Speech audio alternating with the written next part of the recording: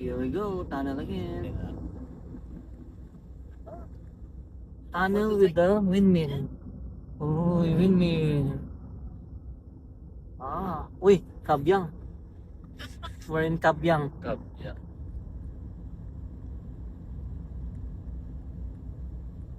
I think Norway have a lot of tunnels in the world. Huh? Here is also one. Now they will take a photo of me. Yeah. And then 60. This is 60 60 with lines means 80. Means now it's fixed. 60 is finished. Now it's 80. If there is just lines over the number, that means always 80 no matter what previous. Ang haba ng Kabyang ah. Mauubusan tayo ng memory nito. 9 kilometers. Ilang memory sa'yo? 256 lang to eh. Pero naka-ano kasi to, naka-iCloud. Worth it pa mag-iCloud? 2 tera. 2 tera, oo. Worth it kung malakas yung wifi mo. So kapag mahina kasi katulad, lilipat ka sa CapCut, mahina yung wifi sa barko, nahihirapan siya. Hindi siya ma-copy. Now there is a roundabout. Roundabout pa sa tunnel, lupit to. Oo.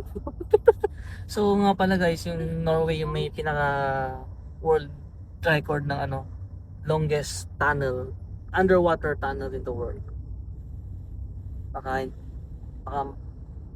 malaman nyo lang. Nice. Roundabout in the tunnel. Haba na ito ah. Kaya ni Sagis, ngayon lang tayo nakadaan dito. Ilang years na tayo sa Sagis, pabalik-balik, dito pa tayo nakakadaan dito. Sa Bergen lang. Sa Bergen marami. Yun, mahaba talaga dun. Maraming tunnel yun. Isa yun sa mahabang tunnel eh. Yung ngayon, yung sinasabi kong underwater, yun ang pinakamahaba sa lahat. 15 years. Sa Sagis. It's better all that time. Mahaba na ito. Okay. Yep.